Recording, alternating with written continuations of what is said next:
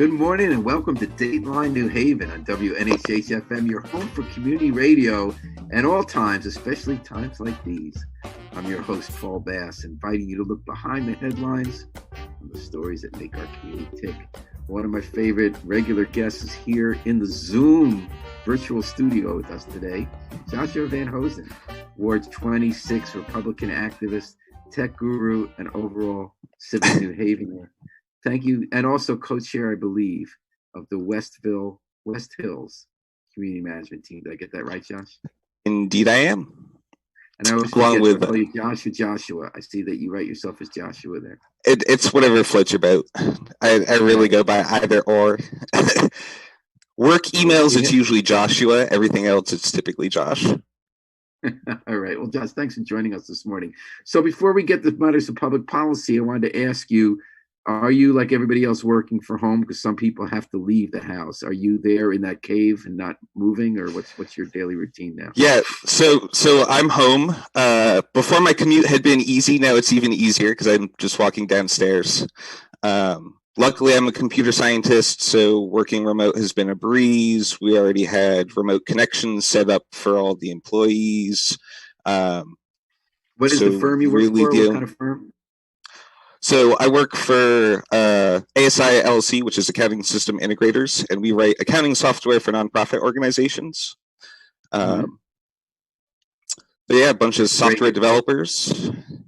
And has anything changed in how you do your job since COVID-19? Did you have some in-person work before? Did you have to drive anywhere? Are you doing more online work with people? Have you missed a beat? Yeah. So I do miss going into the office. It was something that we did before. We were big about kind of group collaboration. So whiteboards on every walls. We'd have stand-up meetings, discuss functionality, how we want to implement things, how we change processes, address client concerns, things along those lines. So it's changed a bit in that regards because obviously we're at home. But we do still have our morning meetings. We use Discord, which is it's popular with gamers, and most of the developers are under 30, so we all game. You got game? Yeah. We play a lot of video games. So we use that tool typically for our internal meetings, and luckily it allows this sort of thing, so you can screen share, you can share files, communicate via voice. So we do morning meetings, and then we do end of the day meetings, but we're all very good independent workers. And because of how we do our work management, we're very accountable to what we're doing. So there's none of that, oh no, someone may be sitting at home and not doing work. Because at the end of the week, if they haven't... that, you brought out something that's really interesting to me, Josh, about a dichotomy about the new workforce. So you are a 21st century tech worker. You're in your 20s still, right? Yeah, no. So technically in March, I just turned 30. Happy birthday. Thank you very much. You're younger, you're a millennial tech worker. Yep. Who works in the software business. So on the one hand, this is second nature to you folks, working online, being able to have structure and productivity, sitting alone in your bat cave. But on the other hand, you brought something else that is a competing tension, which is that everywhere we hear in the tech industry about those random encounters, right? So the reason allegedly at Silicon Valley, they give you all that free great food and workout rooms you never use and ping pong tables you never use, because they do want you there. They do want you to bump into each other and see each other's face in person, because there's something that doesn't happen on tech, allegedly, that is random. That the way we interact with each other in person is different from online, and that can help produce creative work and new insights. Is that true? And have you seen that? It is true, and I have seen it, and because of that, I have adjusted how we do some of our online stuff. Because before, a lot of our online was, you're on vacation, you may need to remote in and help a client, but now it's it's our day to day.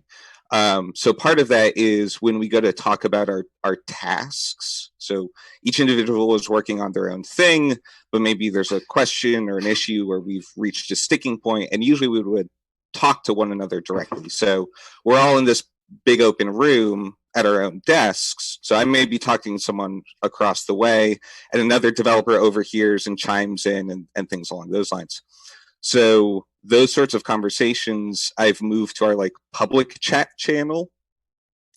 So if I'm talking to you, even though we're not in the office, everyone can see what we're talking about in regards to this task and can still chime in and talk. Did that not happen before? Not when we were working. Not when we were working remotely. A lot of what would occur that time is like someone would do a direct reach out.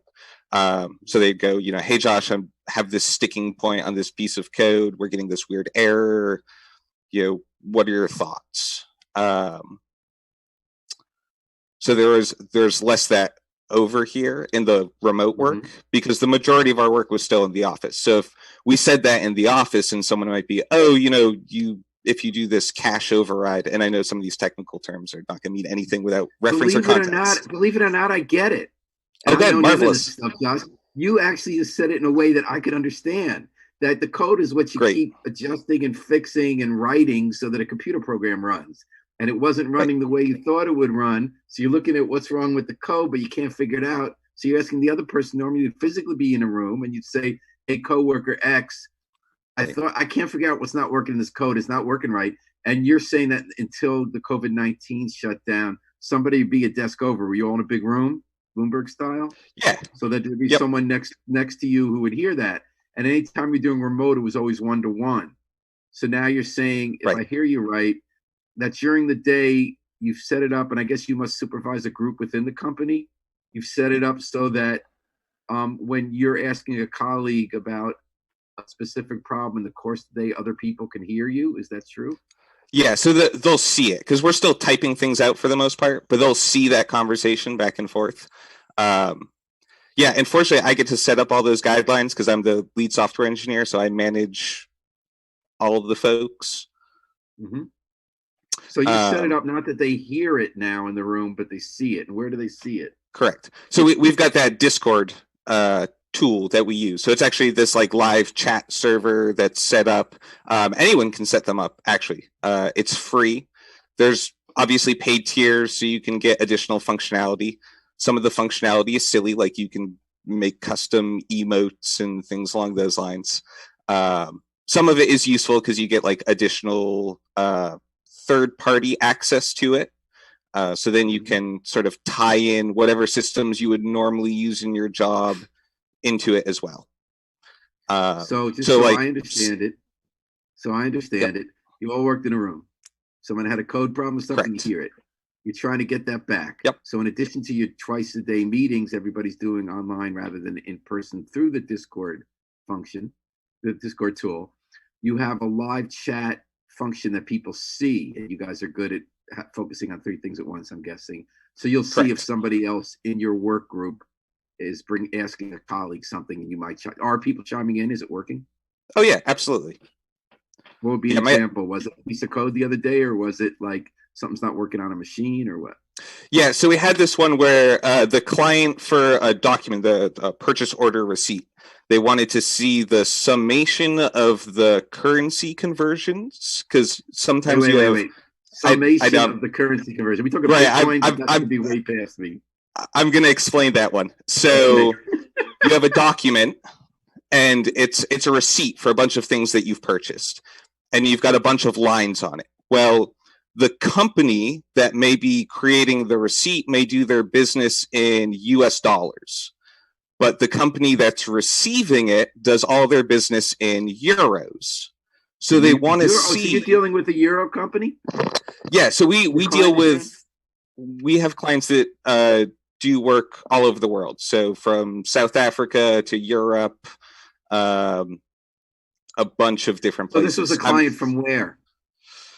So where is this client? So technically this client is in Norwalk, Connecticut, but they do a lot of business with, I want to say it was France, but I could be wrong there. But in Europe, in continental Europe. And is this Americares? What's that? This isn't Americares, is it? I don't know what America. Oh, okay, never mind. No, Okay. and I can't actually tell you the specific names of the That's clients okay. We because don't of need to know. It's a company confidentiality. based here that does business there and does it in euros. You would give Correct. them a receipt and you use a third party company that produces receipts and they do it in dollars. I got that right so far?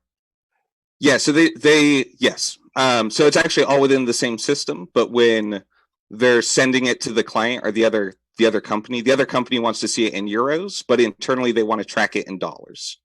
Oh. Because just because I'm giving you a receipt and you want to see it in euros doesn't mean I want to keep track of all my information in euros because I'm an American company. Mm. And then you're using a third party company for the receipt, just so I have that right. No, so that's still an internal thing. So we work with what's known as an ERP system, which is an enterprise resource planning system, which kind of does everything. And actually, it's funny the city of New Haven uses an ERP system as well. I believe theirs is called Municipal.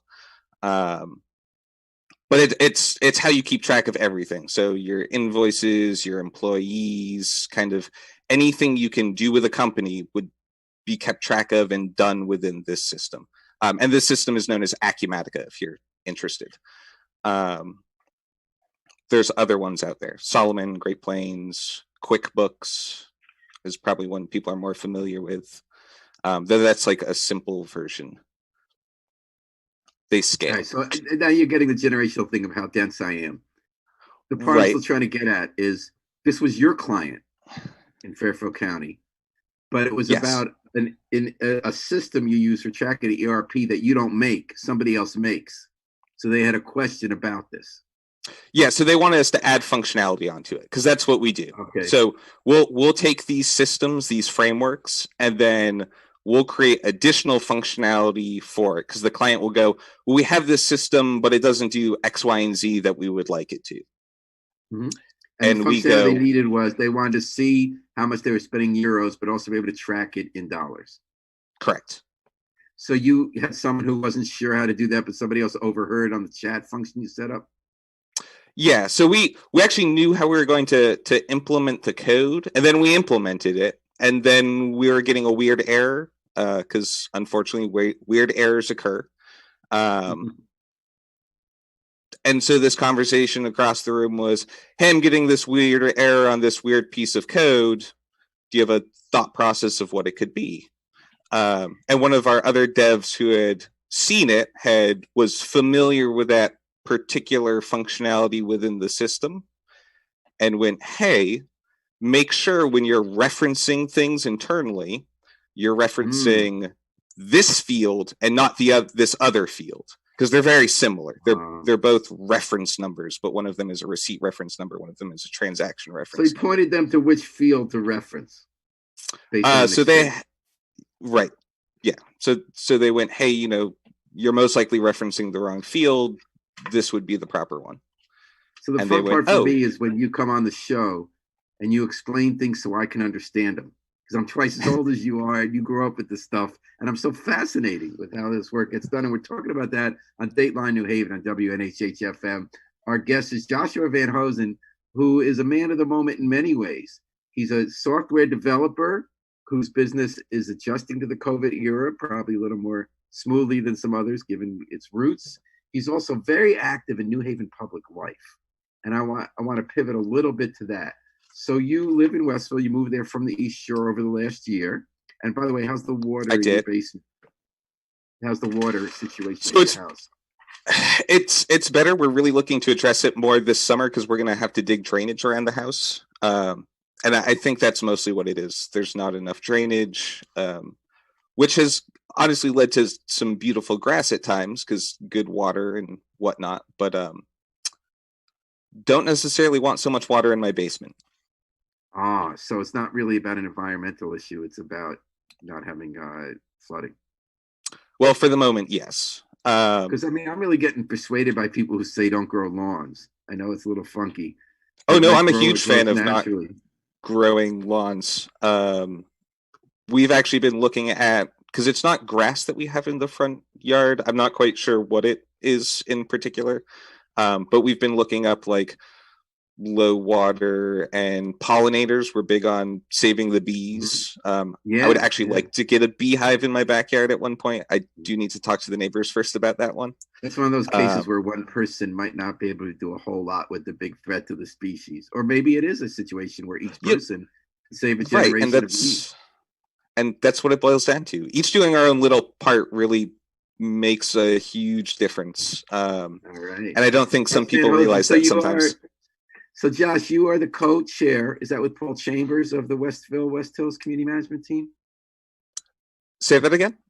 Who's your co-chair with the West Hills Community Management Team? So Iva Johnson, and it's so technically I'm chair, she's vice chair, but we just call each other co-chairs because it's easier. And you come from two different parts of that district. I mean, the community management teams were set up under community policing. They become much more.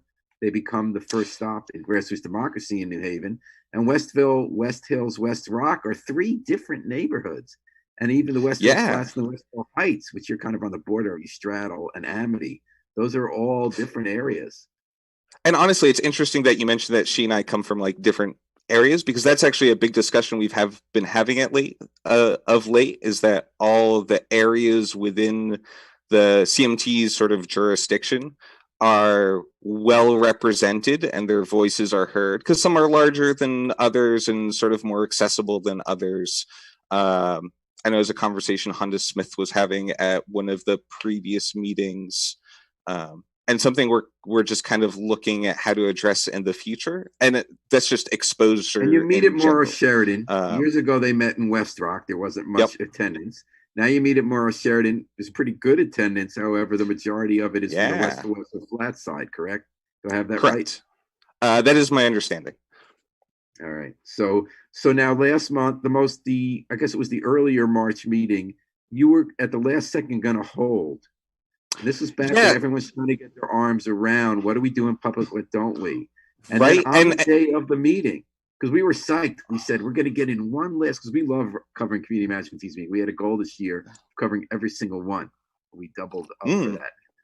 And we hadn't missed any yet. And we said, oh my God, they're all disappearing. And it's one of those moments when we're all trying to understand what this new COVID-19 reality is going to look like. And by the day, we were changing. So the last one that was still scheduled was Westville, West Hills. And that afternoon, you said something out saying, some people aren't comfortable coming. That's cool. We're going to let you know what happened.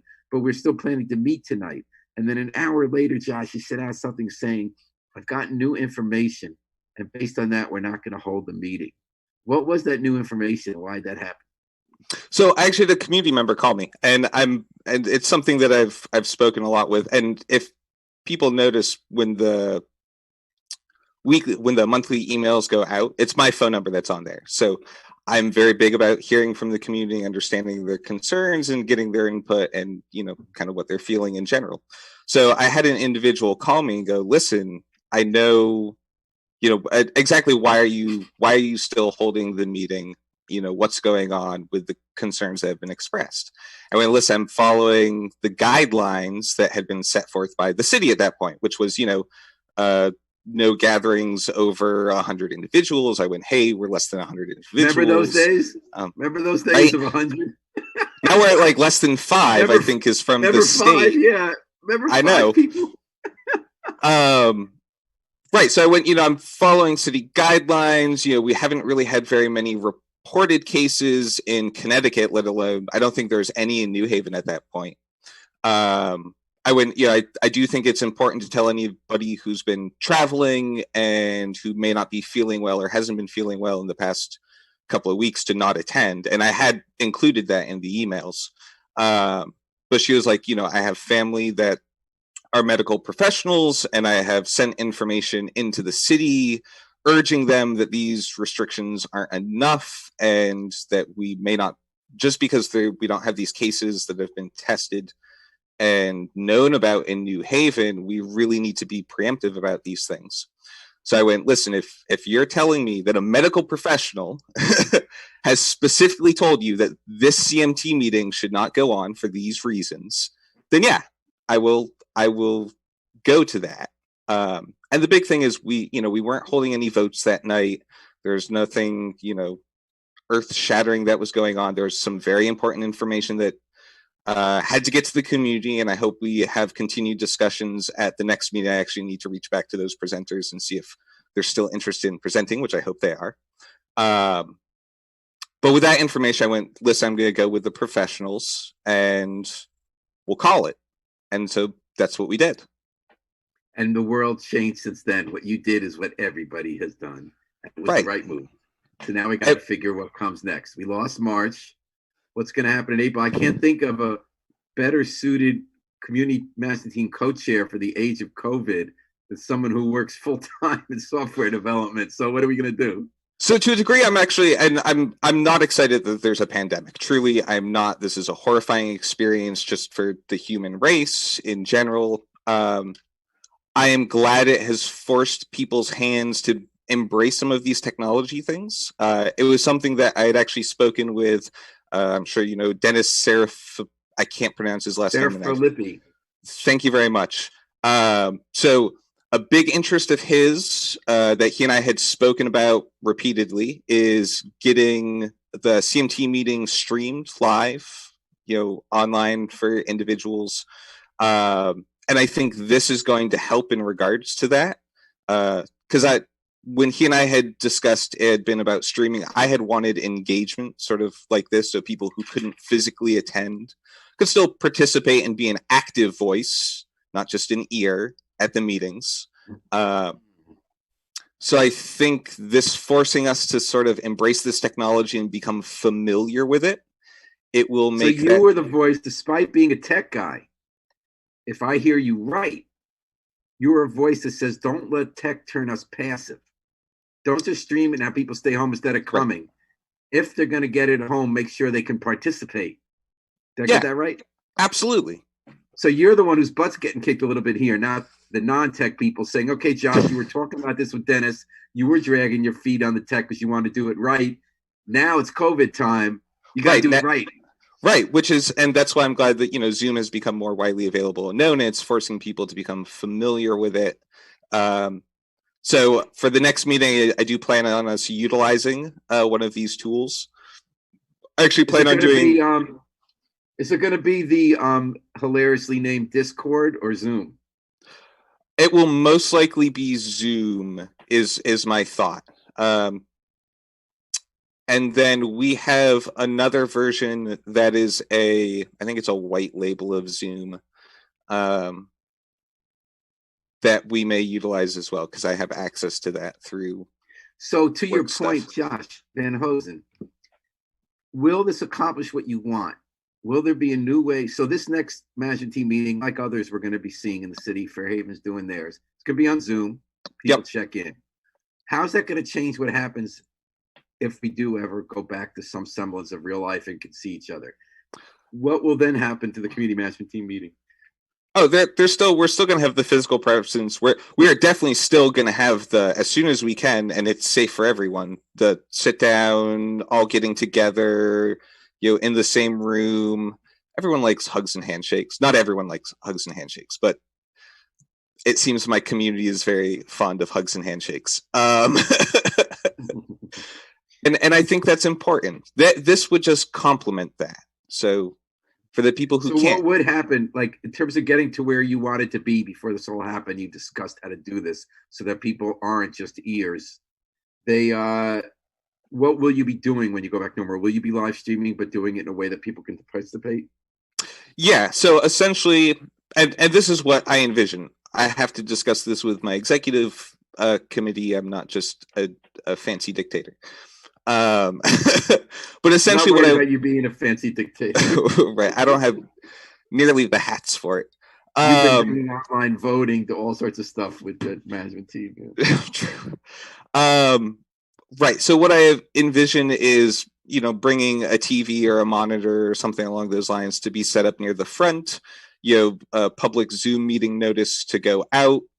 Individuals can then log in. They can, they have a view essentially just like anyone who would be sitting in the room. You'd have a webcam set up on top of the TV.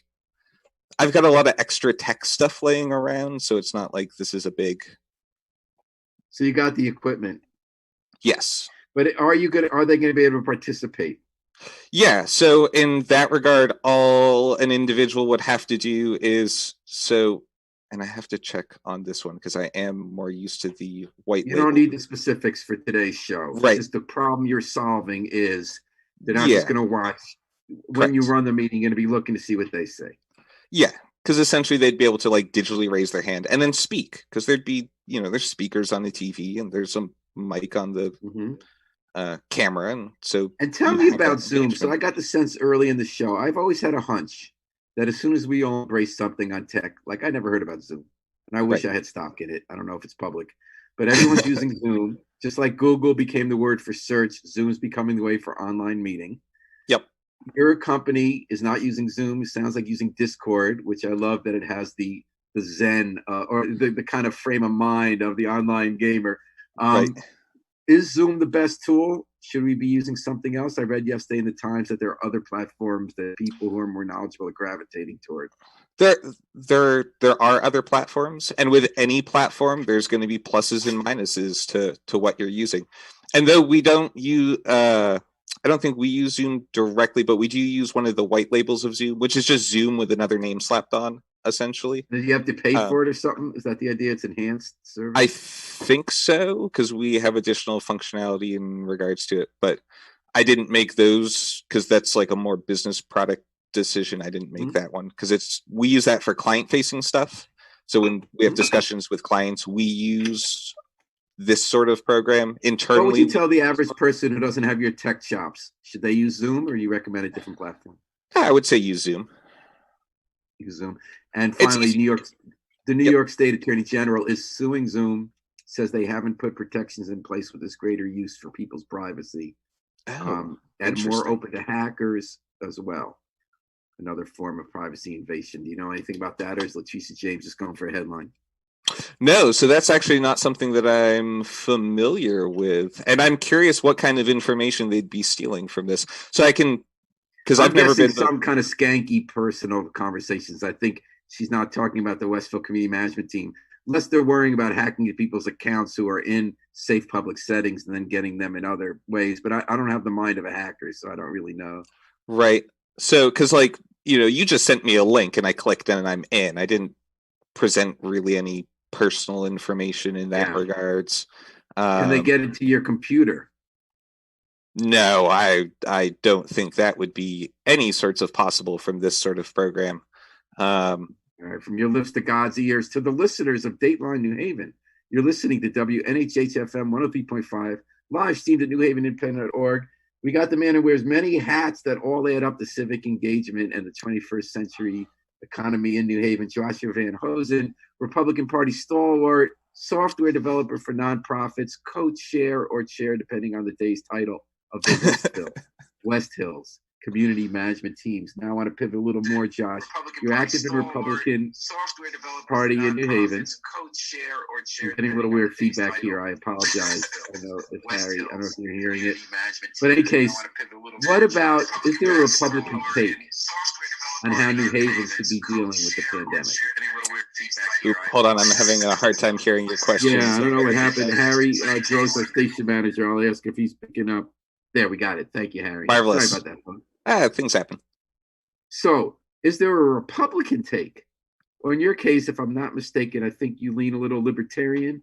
Is there a libertarian take on how we in New Haven should be dealing with COVID-19?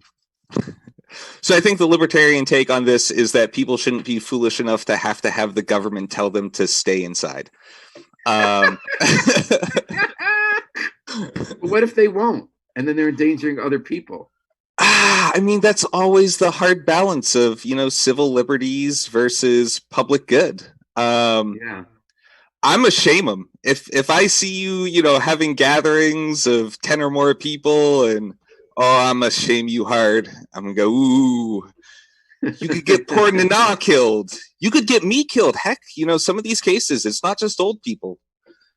Mm-hmm. It's true. And Harry Charles, we have a listener question. If you could let us know. Ooh, I love questions. Yeah, this is from Rodney Williams. Thanks, Rodney. He says, Paul, we are doing a lot of listening to everyone, even the mayor. When will our concerns be able to be voiced? So, Rodney, I think you're talking about the way this is disproportionately hitting the minority community, if I'm not mistaken. Obviously, communities in New Haven that already had more unemployment, hunger needs, and people who are living month to month being able to pay the rent, often with jobs that were the first to be cut. I think we're seeing that in the debate over whether homeless overflow, people with COVID who don't need hospitalization to be housed at Career High School, which under Mayors DeStefano and Hart was designated as our emergency facility for overflow housing with generators and stuff. But the community feels that with all the social services in that community, they're being dumped on one more time and being put at health risk. And that yesterday, one of the members of the Board of Ed, who at first didn't have a criticism of this, joined the criticism, Larry Conaway, saying Yale has all these ball fields, as do other universities, and facilities they're not using. Why aren't we using that? Which I thought was a really interesting alternative. So I could be wrong, and Rodney, you'll check in if there's more, and Harry, you'll read it. I think Rodney's saying in this discussion we need to be hearing specifically about how Black and brown communities in New Haven are bearing more of the brunt. Like Josh, your business needed to do some change up, but then you're functioning pretty well in your right. house. We didn't get someone hit. who's a I gig still get worker, paid. a delivery person, works at a restaurant that was closed, drives a bus no one's running, or is getting sick on that bus, obviously is more more at risk. So I can actually speak personally on this one. So I have one rental property. I'm a landlord. It's a single family home. It was the house that I used to live in up at the Cove. I didn't sell it because I would have sold at a loss. So I kept it as a rental. It's right next to Tweed, lovely place. But I rent it to a lovely family who all worked within the restaurant industry. And so this hit, and they are it was all out like of jobs. The best place to work in New Haven with our restaurant boom. Right? Yeah, and they're fabulous individuals. Hit, they were all out of a job. Unfortunately, I as well have mortgage payments. But I did have the discussion with them. I went, listen, you're out of a job. It wasn't your fault. You didn't do anything wrong. Like, they didn't rob the place. They didn't set it on fire. There was a pandemic. The company lost business and they couldn't support their employees. So they had to let them go, which I understand. So we had a very good sit-down conversation. I'm essentially eating my rent. Fortunately, I can to a degree to help them out. They're going to try and find a job as soon as possible. And again, they were great hard workers. They were never not paying rent. So we're all in this together. You're describing the dilemma citywide, which is that people can't make the rent if they're not working, and they're no fault of their own. Everybody in the gig economy and most of the retail workers are not going to have jobs for a while, and they're not going to pay the rent. So landlords like yourself, I mean, there are big landlords who own hundreds or thousands of units, and then there are people like yourself who have one or several, are going to have to figure out, A, on a purely economic basis, trying to evict someone takes a while, costs a lot of money, but B, and would you find someone else who can pay the rent? But B, as a human being, are you going to share in the at least short to midterm struggle? And maybe the only way we're going to get through this as a community in one piece is everyone looking out for each other. I'm wondering if there's also a third way. Well, the third way, which I don't necessarily want to suggest because the city is not always the best financially. But one of the largest costs to landlords is our tax, how much we pay for taxes.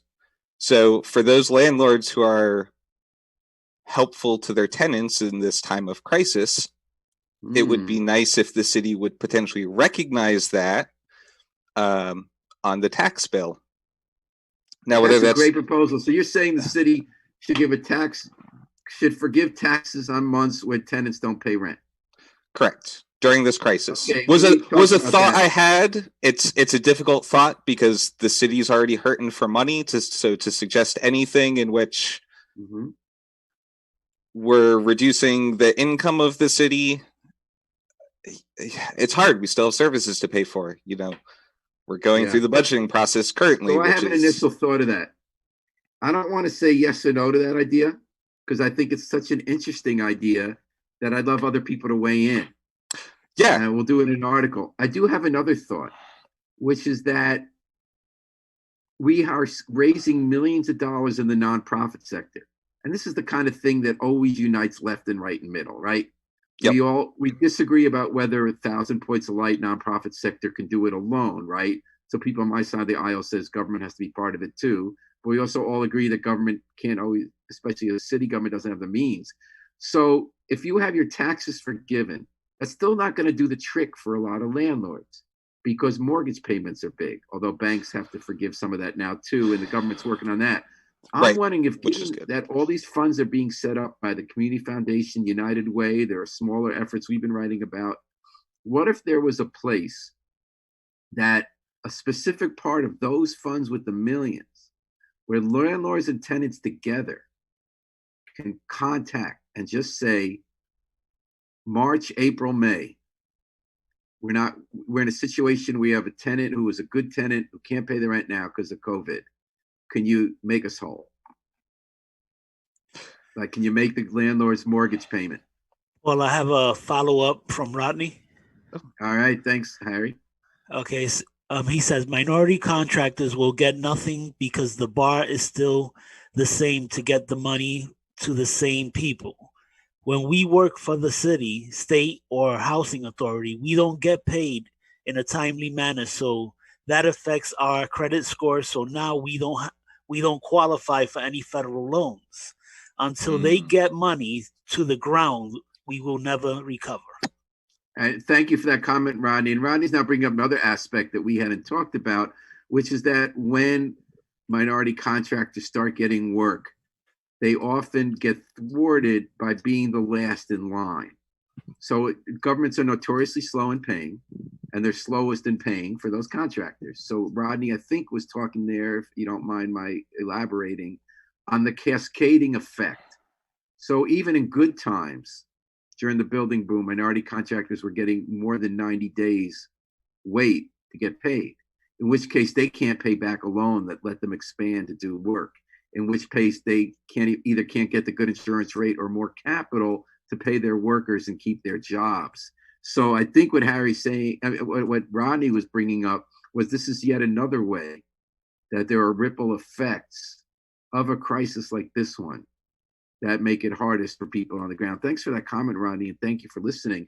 Joshua Van Hoesen, I always get so interested when you're on the air. When we do an article based on this show, I'm going to throw out that landlord idea and ask if people have other ideas. I have to say that I like it. You're one of many people in New Haven who make me so optimistic about our city.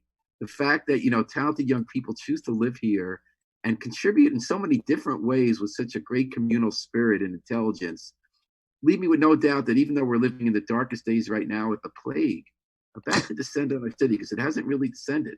The next 2 weeks are going to be when it really hits. And This is awful. This is really awful. And also so many people like you and Rodney and others are trying to figure out how we still pull together as a community, whether it's our management teams, whether it's our workplaces, whether it's our neighborhoods, whether it's citywide elections. So Joshua, thanks for keeping the flame burning. Thanks for joining us today on Dateline New Haven, as usual, with your great new ideas and energy. And I wish you all the best with the flooding in your basement. Well, I very much appreciate that. And also, if you do save those bees, I'm in line for some of the honey. Sounds good. All right. And Harry Drost, thanks as always for doing a great job manning the controls, even in the Zoom era of Dateline New Haven. Thanks for joining us today in Dateline New Haven. I'm Paul Bass, your host. Joshua Van Hoesen was our guest. And we're going to take it out with the Afro-Semitic Experience, performing I Wish I Knew How It Would Feel to Be Free from the group CD, A Plea for Peace. This is Paul Bass inviting you to fly free with us all day and all night long. WNHH, your home.